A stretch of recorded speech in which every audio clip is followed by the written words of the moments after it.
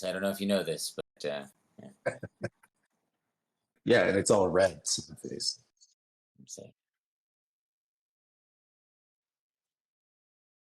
All right, so here's some different shapes. So I have this guide that I made real quick. So this is our kind of our new guide. I'll screenshot it real quick and post it on the channel. These were the ones that we decided to kind of vet today. I'll put it in design. That way we can all kind of look at it and say what we like. So this is a pretty traditional rectangle. B. And are these texture maps that you're using? Yeah, so this is one of the textures. So we'll talk textures next. Right now we're just looking at shape, and I can actually swap out some of these textures. So right now these are materials that I got from this Megascans plugin, which is basically a library of a bunch of free stuff you can use with Unreal. And it's free as long as you are just taking screenshots, which is what we're doing for this project. If we were to start running around in the environment, then I think they take a percentage of whatever that is. Um, Anyways, that's kind of going off topic, but yes. So these materials we're showing probably won't end up using just because of that issue. But I found some alternatives, so we'll talk about that next. So I did find a metal that would play nice with the night sky mat, so we'll check that out. So, oops. I'm not sure what material we want to show all these shapes with, but maybe that's why I chose this one. This one's kind of interesting, like more of a flat rock or flat surface rock versus. I guess we could just use this one. Most of the materials are going to be stones. So we're only going to have one metal, like I said. So we'll just show this for now. So we'll go back from the beginning. So this is A, B, C.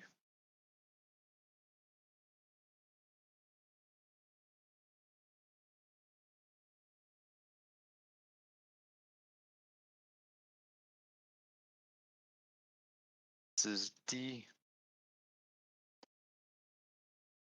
E, F, and G. Oh, fun.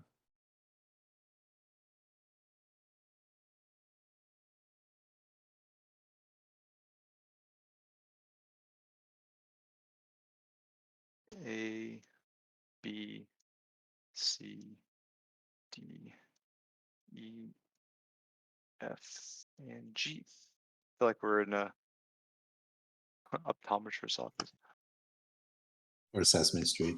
The reflection of these are nice too. They're really like the textures are good at absorbing the light, but not by too much. Yeah, so that's been one of the big challenges is basically getting these reflections. So I'm still learning. I just don't have enough time to deep dive into it. So I actually do have planar reflections for this Ethereum logo that won't probably work for this particular run, but let's see.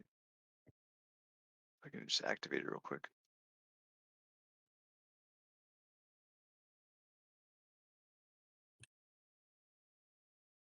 So those are a little more reflective of the environment. You can kind of see the cloud inside of the logo. The problem is when I swap it out, those reflection volumes stay there and they affect the other geometry. Like if I swap in this guy,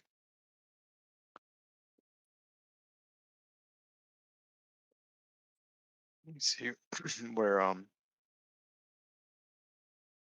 initially I think like this shape, one of these shapes starts cutting in right here, so you can see where you can't really have custom planar reflection maps. So there's Eugene and I were talking about this last night. Eugene's my really good friend and Unreal engineer essentially, who wrote this script for us. We're trying to figure out a better way to show reflections, but since we only have one metal um, material, I'm not really sure if it's a big deal or not for this particular Gen 0 release we're trying to do.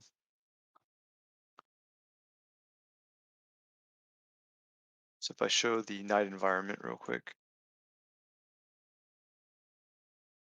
So this environment I made last night as well. It's got a little more of a green tint, and I also made this is night 2, this is night 1. I'm not sure if we want more or less light, but I kind of like how it's just dark and there's this hint of like something's approaching it. But this is kind of where we're open for discussion. So before we get to that, I was just trying to show everything in a day environment. We can choose shapes we want, and then we can go into just exploring the different lighting scenarios that I made. So I don't know if we like take votes on these shapes. Bradley, do you have any suggestions on how we can move the puck forward with this decision?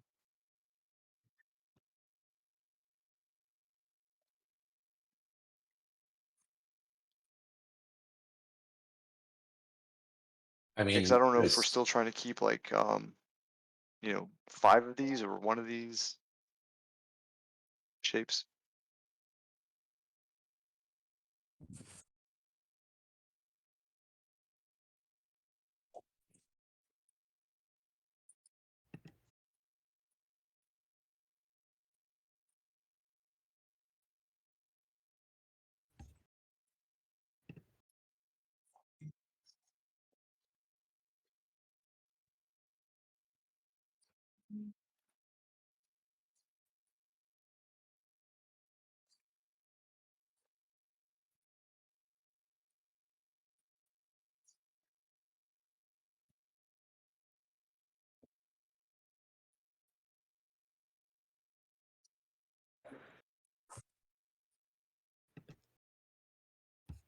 One, two, three, 4, 5, 6, 7.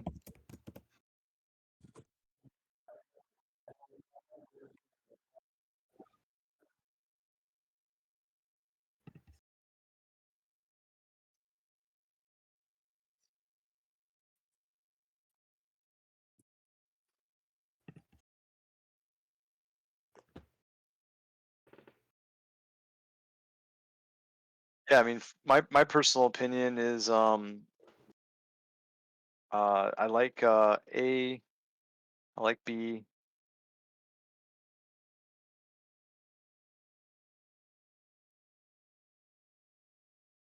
I like F and G. Not too sure about these, but if we had to pick, so I have 4 that I like. So the other one I would probably choose would be maybe this one. This one's kind of cool too. I think that one with the extra shapes would really look sharp in the dark mode or the night sky. Let's see what it looks like. Yeah, that's ridiculous. Oh wow. Yeah, so I've got 2 dawns. This is dawn 1, dawn 2, and I was trying to do the color palette where we actually had a little bit of initial kind of reds and pinks, and then a little more purples in this dawn, and then some blues in the day, and then some midnight blues that Matt liked initially. So I tried to bring that back, and then Aurora Borealis kind of green That's sick. night, and then That's so. It looks like yeah, it's and then we just have plunked like down in the middle of Norway or something. yeah. Oh, they're on the moon. Looks rare, man.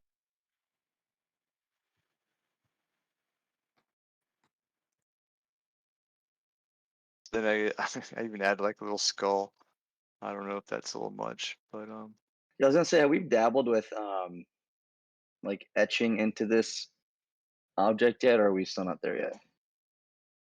what do you mean as far as being there, or Like like whether we can scratches, actually or I know you wanted to put like water on some of them, or like algae, dust. on the actual metalith, or Yeah, on the metalith.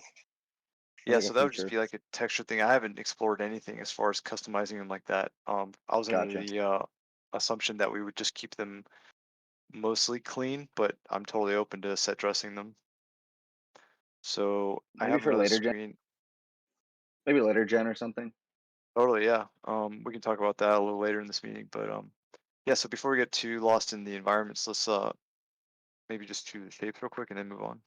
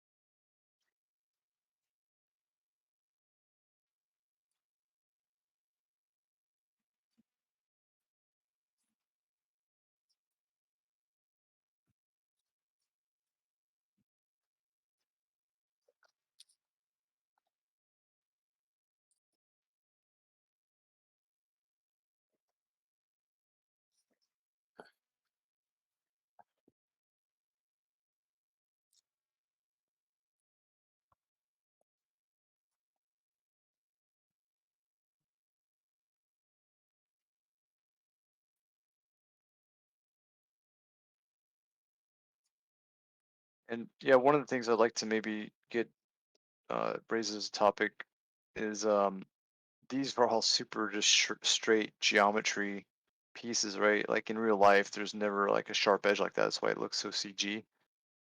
But I kept it like that because I thought we were trying to go for something like straight out of like 2001 Space Odyssey, even with these more complex shapes. Um, but that being said, we could make these a lot more realistic in the sense that maybe there's a slight bevel on these that makes it look like it's not just a perfect cut. Like, so that's not like a personal preference, right? This looks like it was cut by some kind of alien tool, probably like just super precision cut because it's just so perfect, right? Whereas even just throwing this texture on, you can kind of see where there's like imperfections that are trying to get hinted, even though the geometry is perfectly cut. The texture is trying to bump out some of the bumpiness of the rock, right? So you could take that even further and make it look like, there's a chip in it. You could yeah, like, you were saying, Matt, throw moss on it. So that's just another, I guess, addition to the shape question. Like, so you have the shape, but then is it weathered? Is it just hyper perfect all the time and just the texture changes? I think it just depends on what you're trying to go for, I guess.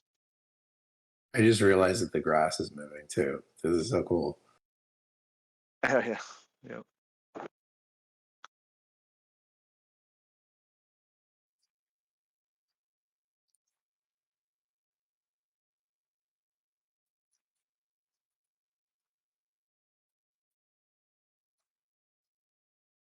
Oh, that's cool. Yeah.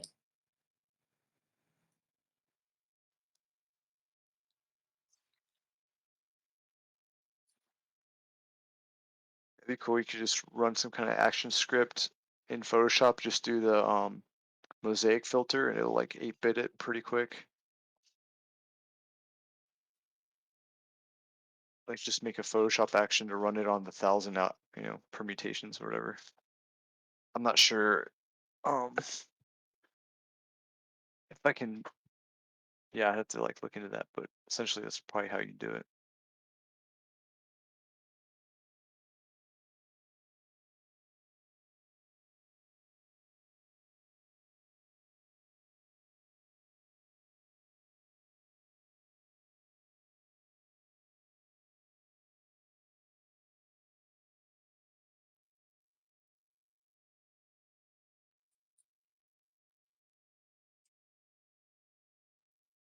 So I was actually working on like a underwater kind of like something that like an ocean bed or something that got dried up. I'm not really sure. It was pretty late last night. I threw this together, which I'm not really happy with.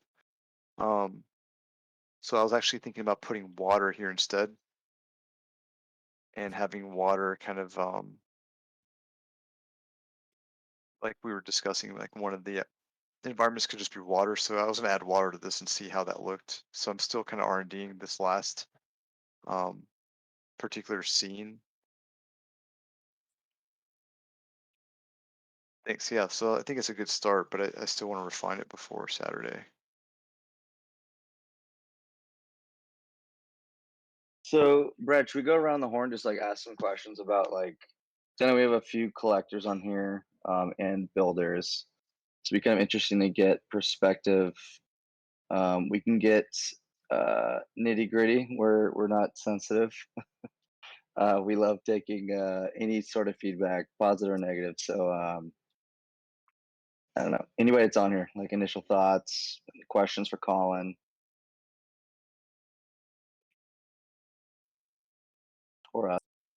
Yeah, please. Yeah, I mean, the artwork's definitely beautiful. I uh, I think there's some I think there's some work to the earlier point of like adding some I don't know some level of like marring. Yeah, I think you're right. The perspectives are a tad too stark. It's like too precisely made, a little too uncanny valley. You know, you want it you want it to be stark, but you want it to be there, right? So it's that there's like a little less of that starkness. I think is essential. I like some of the like I like some of the geometry of the shapes, and some of them are like I don't know, the weird bulbous one doesn't do as much for me. But Like oh, oops, you know, the little chunky one. this one. Yeah, that one doesn't do as much for me. Yeah. Yeah. That one right I there? do like, yeah, that one doesn't Okay. that one doesn't do as much for me. But Good to know. the you know, kind of the obelisk one I like the narrower obelisk one like, yeah, I like that one. That one I think is my Uh, favorite. Yeah. yeah. Uh Did I think it could be more narrow. Were we able to show it in reflective metal too, Colin? Yeah, sure. And then maybe you can explain too, like why it's difficult. I'll explain what. Like A little bit. So I'll show you what this looks like in a night environment. I just scaled it. I'm not sure if that's a little more.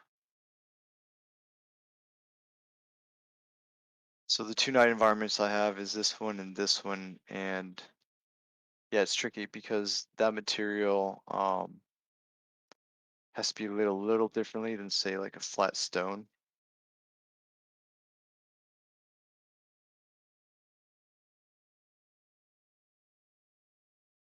I feel like I captured a good amount of that kind of lighting, but again, the question is like, where's the lighting coming from? Is this just purely staged? And the answer is yeah, it's just kind of like just an art piece more than anything. Um, so I have it like brighter for this material, but as you can see, the highlight loses itself. So I'm still working that stuff out to get it a little more balanced, but at least I feel like this gold metal could actually work because it would be nice to have at least one metal that plays nice with all these different environments for now. And then Bradley, maybe you can explain how we're rendering these off chain, well, with Chainlink.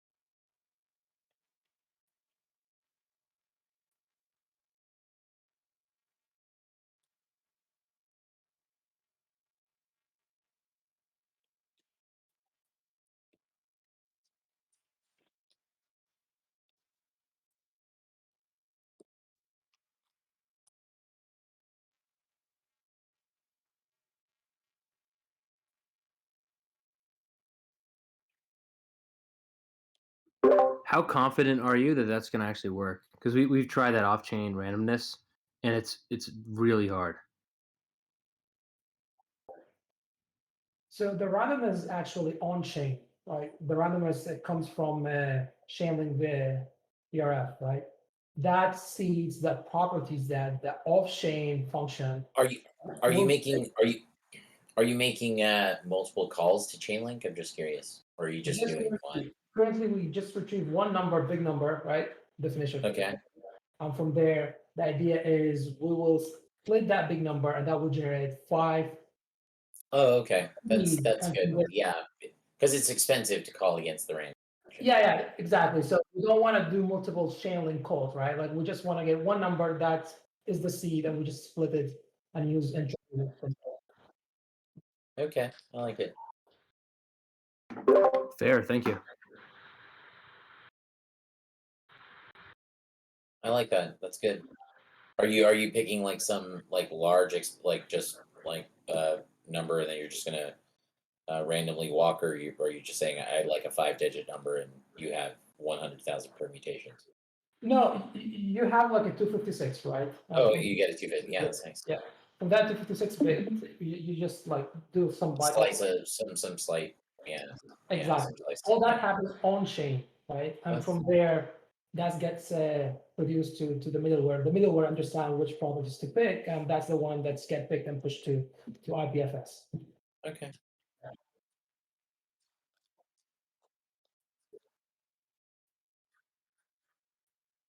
Yeah, so to optimize gas, for example, one of the things that like we most likely going to do is just store that UENT, and that will be part of the token ID. Yeah, just store it as the token ID. Yep. So that yeah, you can do that. They don't have to roll, yeah. I got another quick question. While I get the microphone, for the first 20, are they going to be absolutely unique, or there's going to be any uniqueness within them? And the reason I ask is because any of these PFP projects, there's not a single one that's unique. There's like characters or there's factions or whatever, but there's no absolute uniqueness between them. Curious. You're on mute, Brad.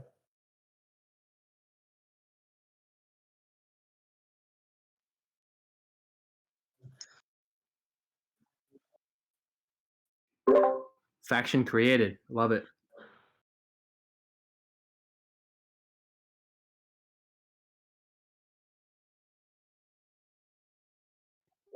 I'm good. Those are all my questions. This looks phenomenal. Like the shading and the I think the differentiations of the shapes are awesome.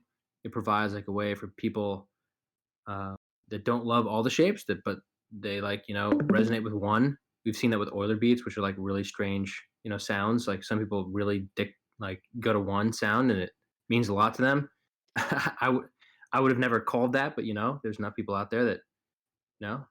So I think this is awesome. I think the rendering is really cool. If anything, the sky could be a little more like ominous, but that's the only feedback. Yeah. What do you think about because like we want this to be this major ode to Ethereum and that legacy. Do you think we need a hint to that anymore? Like we were thinking of doing some interesting like glyphs on the Metalith that hinted to like original contributors to the project, and like is there lines of solidity hidden in there? Or is that just kind of geeky? So like hidden lines in Solidity is awesome. I think like you can put a lot of stuff in contracts. That's super cool. Um, and we do that stuff all over our website. And like no one has ever called that out ever, not one time. But it like adds to the authenticity of the project. But like putting anyone's name or like event on any of these things seems a bit like cheesy. Yeah. Okay. Like, yeah. I love the transparency, man. We need this shit. We get in an echo chamber all day.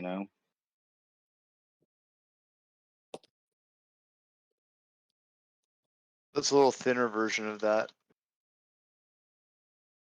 I don't know if that's. I like that. It's kind of cool.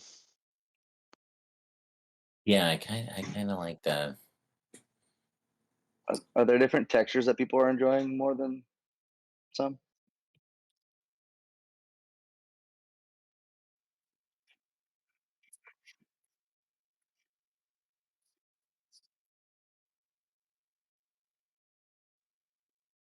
So I think C, D, and E. I think we should find a replacement for those and just go with A, B, F, and G, and then one additional one to hit 5. And I've got Maya here, so we can just sit here and just model some shapes if we want to real quick. So if we were to take this one, for example, and just maybe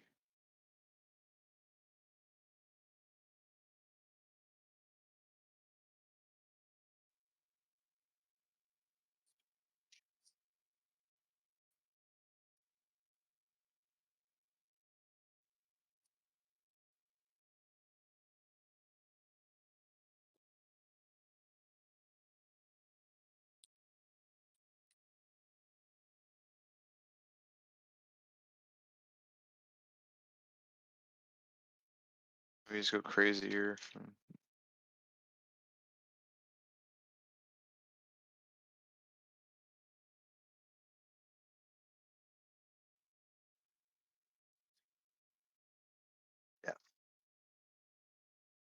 Really quick, may I ask? Good. I know I'm new to the call. Hi, my name's Robbie. But What's up? quick question: are these 721s? Are they going to be able to be observed from like a panning space to look at the potential dimensions? Like if this is going to be built out in something like 3JS or something, or are they going to be static?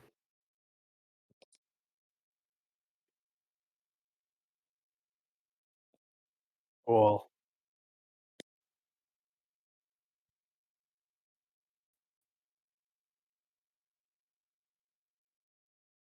Awesome. Yeah, Robbie was showing me those. Robbie, what was the site you were showing me? I think it was like Black Arts, like just like 3JS. what. Well, yeah, 3JS is like a great library that you can utilize, but I've been like really thinking about like interactive NFTs where they're not like you have the ability Yeah, to they're more than essentially. just they're more than just the static picture of the render. Right, You know, right, right, yeah. right. Yeah, or just like like a short recording or something. But what's interesting is I'm seeing is actually I'll try to find it really quick and then I can link it because as of right now, like a person can like play on OpenSea like a variant of like let's say Pong or something and have a high score. This high score is obviously like not saved to state. So like it's not capturing anything when it comes to the metadata, but temporarily it is like storing it to like show you like, oh, you performed this well, and then it like resets itself. But I think this is pretty interesting. Just want to mention something about that. The problem with the approach of actually utilizing like dynamic rendering from a regular JavaScript page that's being displayed on OpenSea, that's not a standard, right? The metadata attribute that OpenSea utilizes, it just OpenSea recognizes it. That's it. It's just an animation URL that points to a simple web page. And the biggest problem with that is OpenSea currently, if that animation URL is not available, but it will not display the static image. So the whole NFT will not be available. So it's very tricky I would say it's very tricky to embed interactive objects that we expected to be displayed in traditional wallets or other marketplaces aside from OpenSea. Yeah, makes total Right now, sense. right? But isn't that just like the current kind of problem with like the storage of metadata in general right now? Yes. But I do agree that yeah, that's a concern. Yep.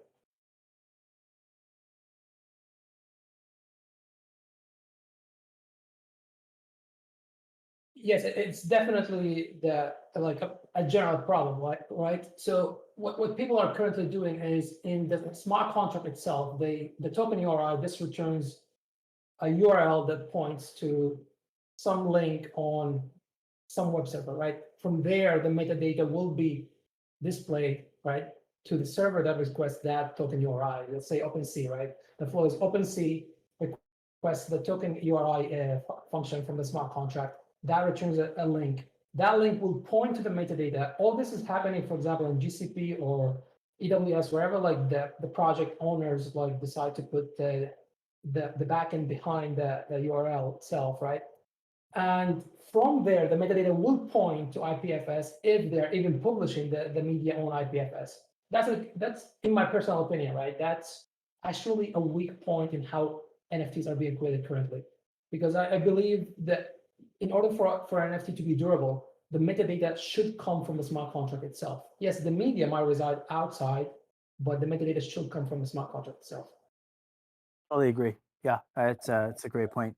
I have a link if you have not seen the Art Block Factory, the Celestial Cyclones, that I think is like pretty interesting. While I understand like the metadata is not captured correctly, but I'm wondering what would be the best channel to add this in. Would it be Gathering, Tribe, or where? Well, if you can share the link because I haven't seen it, like I will take a look at it and give you some answers. Well, are you suggesting I share screen? You can just post it in the chat window. I'll just take a look real quickly. Oh, okay. We got a couple new shapes that I decided to try out real quick, so maybe we could decide if these are worth investigating further. All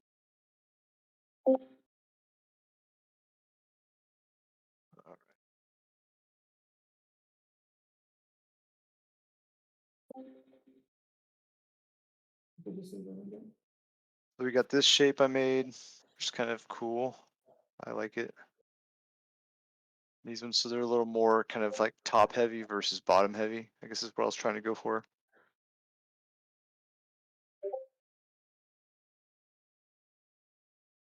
By the way, I sent a quick link, really quick, just in the gathering under community for what I was talking about when it comes to a more interactive NFT. That once you click upon it, you have the ability to kind of observe it, and that is under art block. Okay, I'm just gonna go while Colin keeps displaying the great work that he has done. I'm just gonna go check the link. Do that in a second. Chatty, that's the project I showed you yesterday. It's sick. You can it's one of the art blocks projects where you can literally play the little game on it. Yeah. So if we're talking about that. That has the same flows that I was just talking about currently, because when I put the metadata, it actually points to just a traditional web server, the same approach, right? They follow the same patterns of most NFTs out there currently, and it is not as durable as we would expect.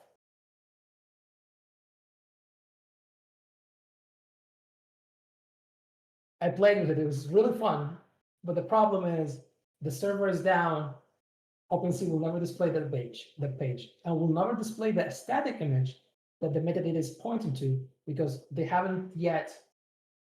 I think that's a problem with OpenSea. They should be able to find out that the animation URL is not available, just render the static image that the metadata is pointing to, and they're not doing that currently. What they're doing is just animation URL not available. The whole NFT is not available. Hey, this is Scott. I kind of have like a separate question.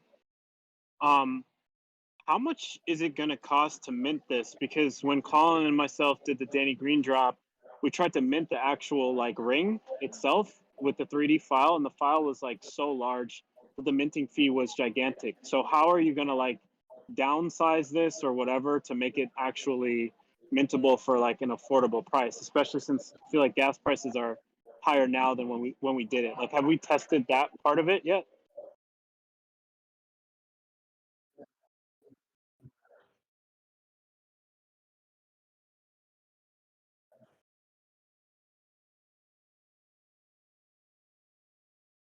But even just the like, what? Sorry if I missed this, but like, are we just minting on? Are we just gonna mint like a sort of like still picture? Because if we're minting the like actual 3D image, based on what Colin and I experienced before, like the file size, like the actual file size for this, when it's output, is like gigantic. And I feel like that increases the gas prices, or it could be misunderstanding something. Yeah. So during the I can try to help here. During the minting process, basically, in the smart contract itself, right? We currently with this approach, we don't have the objects within the smart contract, right? That is also in the metadata that is being handled by the middleware.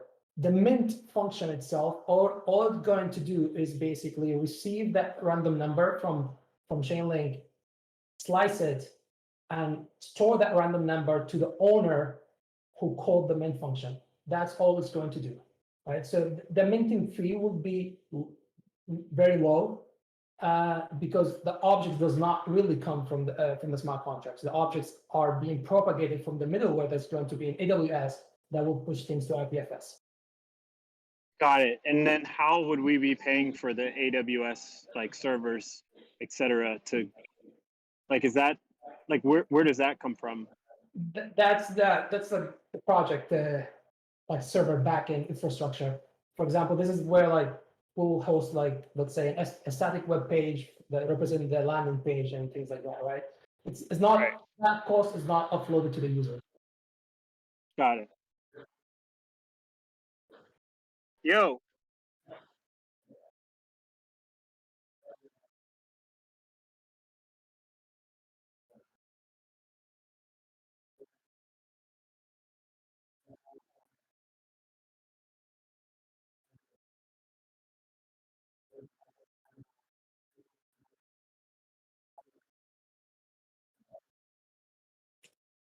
Also a little bit of money for Chainlink, because we will have to pay Link for the randomness.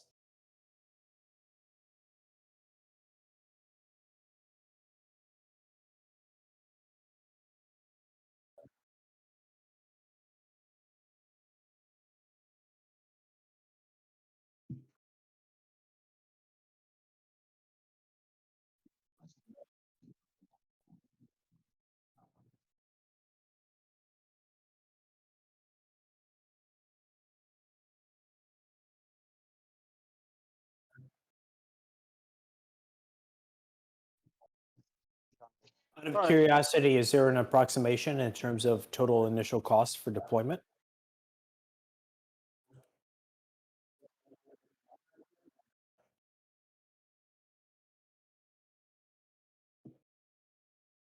We're doing a hackathon this weekend, so we're gonna have quite a bit done over this long weekend. So usually like currently in the current state of gas, as you guys know, like it's been crazy expensive for a couple of weeks. But in the current state, a vanilla like ERC 721, it can cost like $800 to $1,000 to actually just deploy to mainnet. Now we have some customization internally, so that might increase a little bit the price. But as Brad said, like we really do not yet know exactly how much gas will require for that deployment, because we're still adding code. Makes sense. Yeah. So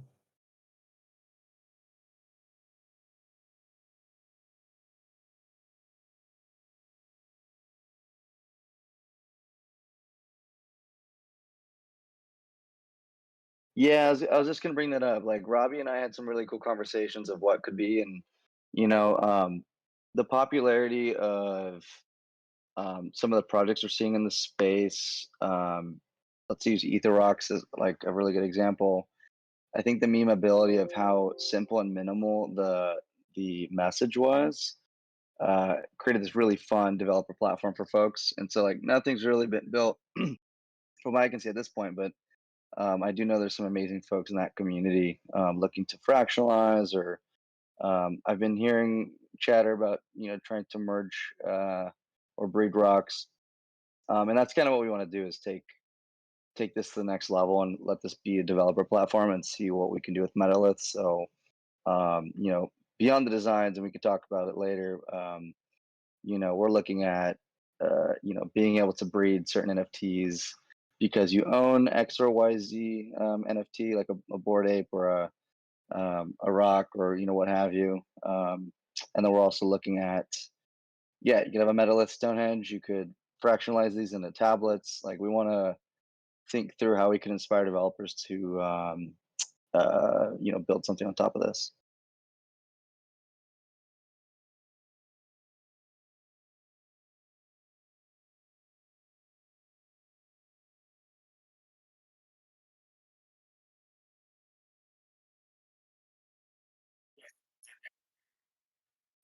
Yeah, a lot of the DAO treasury is going to go to bounties, and then also like the whole core of this is going back to Ethereum development, core development. So Ethereum magicians, cat herders, Ethereum Foundation, public good grants, social good stuff. Onboarding new devs to the ecosystem. Just a kind of question around that. Like, who do we think would be like a good fit to bring on from the non-crypto side?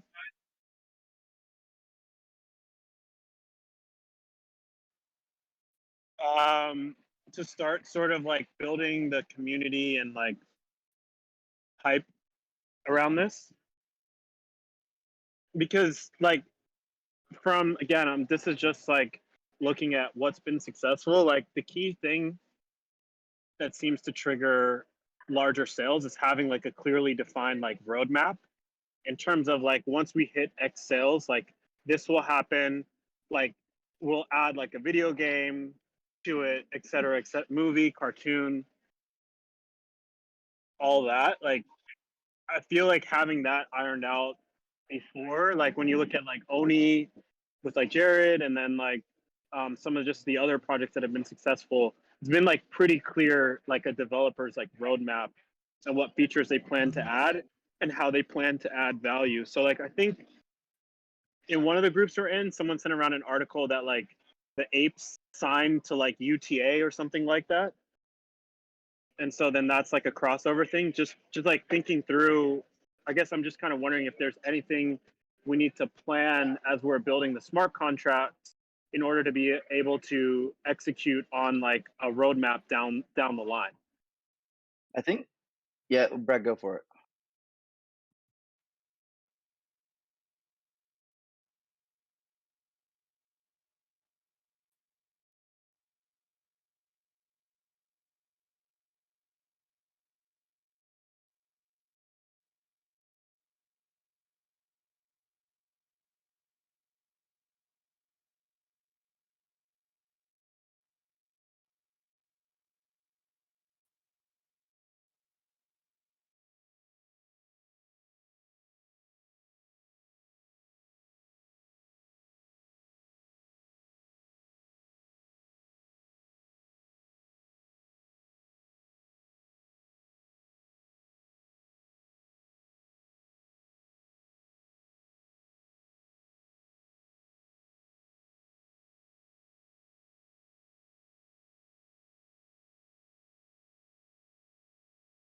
Yeah, Gen Zero to us is like driving the core contributors of what's that? Well, I'm saying Gen Zero, like I'm just talking through all the gens, but like Gen Zero is like not necessarily for sale. Like it's really like core contributors. Um, you know, no like secondary market pricing like out the gate. But then Gen One is 721 tokens or NFTs, and we're really hoping to like Brad said, just drive this like Ethereum community because that's kind of the folks that are driving a lot of these projects. It's kind of where this all kind of started and what we want to contribute to. But then, yeah, being Gen 2, like the mainstream one, that will probably when we start seeing like metaverse enablement and a lot of this cross ecosystem partnerships. And at that point, yeah, maybe there's like some sort of Gary V type, that like buys one. But, we're not trying to do any official partnerships with any celebrities per se or anything like that. If they buy them, sure, that's great. But we want to really focus on the developers and see how this can be a platform for like the next version of NFTs or whatever that looks like. And so strong community at the core is like the focus for us. Okay, got it. Yeah, we're seeing a lot of these PFP like 10,000 plus NFT projects, and they're awesome. I own a shit ton, but like we're trying to do something a little different, see what happens. This is fun, man. Like we're just like having a blast doing this. Like I Yeah, don't it's know. pretty sick. I mean, again, it's not like a copy and paste of the other like million things that are dropping on OpenSea that are all just basically like, I mean, again, I'm not trying to like be negative, but this is like a lot different than most of it. So it's good. Yeah, exactly. No, it's not. We I think a lot of the inspiration came from Ether Rocks, from Euler Beats. A lot of these projects where they had really strong dev roots with the Ethereum community. Low volume and just really high commitment or high like loyalty with the community. So we're seeing how this goes. We're just gonna kick it off and see who we can get involved in the community, and from there we have a roadmap. Brad's got certain triggers that set at certain percentage of sales, but we're pretty open to where this goes. Hey Matt, I just wanted to say I gotta hop to another call, but I just want to introduce myself. I'm Connor. I work on Gitcoin, and I think Matt looped me in because we kind of go way back, but also we do a lot of work to help fund public goods and open source projects. I don't really have any questions, but like this is really dope just to see behind the scenes. I've been following NFT space for a while, but haven't really seen how the sausage is made. So just want to say you guys are doing dope work, and hopefully we can Connor, help you guys, get some funds out to good, good initiatives. thanks for joining, Connor, man. appreciate that. Appreciate you. One Yeah, idea no, we some, had. some familiar faces in here and some people I don't know, but this is awesome, guys. This is dope. Thanks, man. One thing related to you that we were talking about the other day was we looked at Ethereum Magician's Gitcoin grant, and it's like 50K, and I think it's been kind of dormant. We want to blow this thing out of the water, like so. Just with public goods. So I'll have to circle back with you and see if there's a couple grants we can help out with from the DAO. Totally. Yeah, I mean, you could fund specific grants, specific groups. Like some of the big ones, I don't know if ETH Magicians is still like open or not. Like some of them when they get a lot of funding, Yeah, they kind of stop taking donations. But we just launched, it was kind of like a YOLO project, these moonshot bots that we released on a bonding curve. And all of the purchases of that just went to the Gitcoin matching pool. So like what a lot of people do is just donate to the matching pool. So they're not really saying who exactly gets it, but they're letting the community decide, which is that's cool to cool. see. But yeah, there's a lot of options. That effort was super cool, by the way, Connor. Like I loved that so much. Also, hello. It's good to see you again. Dude, you too, man. Robbie, it's been a while. Yeah, so I didn't really, that was one of Kevin's YOLOs. Like Kevin just kind of does stuff on a weekend sometimes and just like sends it. But that came together like kind of out of nowhere, and yeah, it was super cool. I think the bonding curve is really interesting because now you can still buy them, but they're like very expensive. But it provided a bit of like, I don't know, FOMO and rush to get people in. I was about to say I missed the minting, man. Yeah, like, Kevin just tweets stuff out and then lets it go. He did the same thing with the Saks token. I know. I still hold my sex, Yeah, me too. and I have a real life I do sack. have to another call, guys. So I just wanted to say what Go up, and I'm excited to follow along here. Awesome, man. Awesome. Thanks, Thanks. Connor. We'll keep in touch. Good Cheers, seeing guys. you. Thanks, man.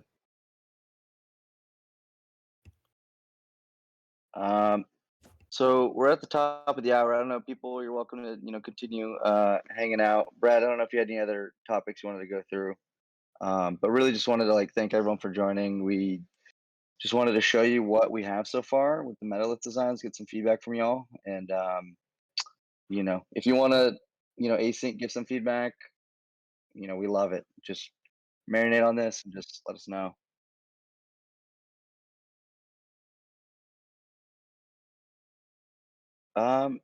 Go for it. Why not?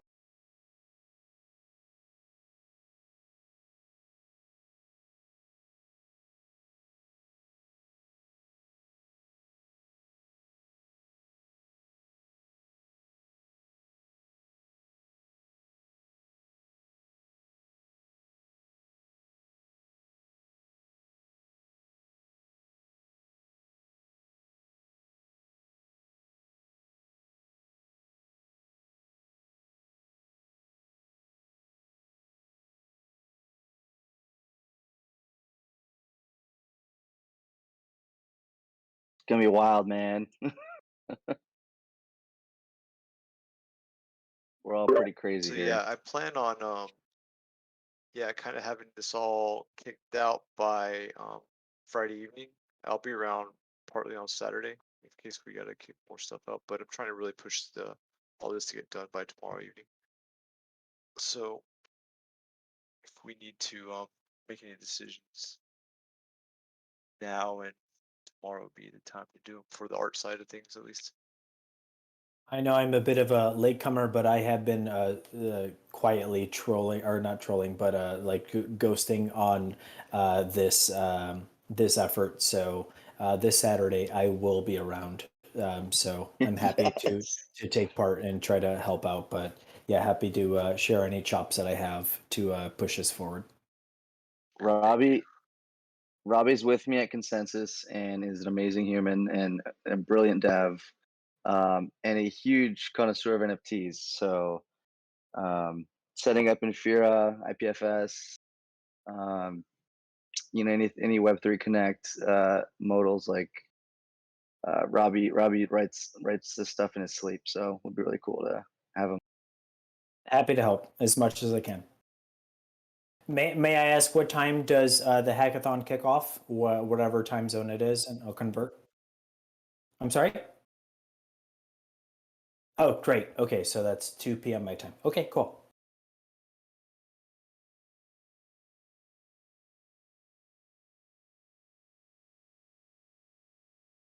Chris is actually moving. I think you're on mute, Chris. But Chris is moving to New York. I think I'm trying to drag him here. Yeah, it's a slow process, but yeah, that's the intention is to put some roots there. And so Los Angeles right now, welcome to the ATM. So just sitting here hacking and listening in. Yeah, this is a really fun project, and I'll be around over the weekend as well. So it'll be fun to Chris, help out. Chris, did your designer say if she can come or not? I'm waiting to hear back from her. She's trying to figure out her schedule for the weekend, so I'll know in the morning. Where's she based? Here in Southern California. Okay. Cool. Yeah, let us know. Yeah. So I'm trying to get her time as well. So we're just we're trying to work out that schedule. So yeah. Yeah, we can airdrop her food. We can, pay for her time. Like, well, And she's quite good at it. So and has worked on the DeFi side as well. So. well, you got me excited that she's like really slick with like the retro, futuristic. That's the aesthetic I'm looking for as well. So it's I want that you know I want that Metaverse space. vibes. Yeah, that future past. Retro future past. Yeah, I know Robbie's a big fan of that too. We've talked about it several times. Yeah, it's true. And I would say I'm happy to, like, if said designer it needs some time or whatever, or like collaboration or an extra hand. My background is UX UI, but I also do a lot of React and Solidity. So happy to help where I can. This weekend I will actually have space to breathe. This week has been brutal, but this weekend I'm looking forward to diving into projects that I want to contribute towards. I love you, Robbie. Thank you, man. It's gonna be fun. I gotta get your puppy a little Metaliths shirt. Oh, please do. She'd love it. That'd be epic. It's gonna be a fun one. It's gonna be a really fun one. Well, cool. Does anyone have anything else? Any questions for the team or thoughts? We're gonna keep doing these calls too. This isn't the last one. Obviously, all weekend we're gonna have a stream going for the hackathon. But like now that we've opened up the gates, the community timeline is pretty much. I'll be setting up the Discord to kind of gate in the core contributors. So we have some private channels for that. But a lot of the work that we're doing, like with this call, is going to be in the tribe channel. So we're creating like this advisory tribe. And then the more public channel is going to be this gathering channel. And that's where we're going to have, like, we're just going to bring in open the floodgates and bring in some Ethereum OGs and crypto and NFT whales that are just they want alpha, and just get their initial feedback. But we're gonna start being very transparent with what we're doing. We're gonna start creating a lot more voice channels, and then over time, like the last community aspect, which is kind of cool, is which Rob, you'll have to sync up with you, is using Collabland for the different generation owners. So if you own given NFT of given generation, you get access to a private or permission channel with fellow collectors. So it's kind of a nice inner circle of owners. So kind of we got going on the community roadmap, but we will start being a lot more transparent with what we're working on and want to keep you all up to speed. This is great work, guys. Yeah, sounds good to me. Awesome. You all are amazing. Thank you for joining. Peace well. And thank you, Bradley. Thank And you, thanks, Bradley. You're Colin. beast. Epic thanks, designs, everybody. Colin. Yeah, great, Epic design. great work, everyone. All right, tip.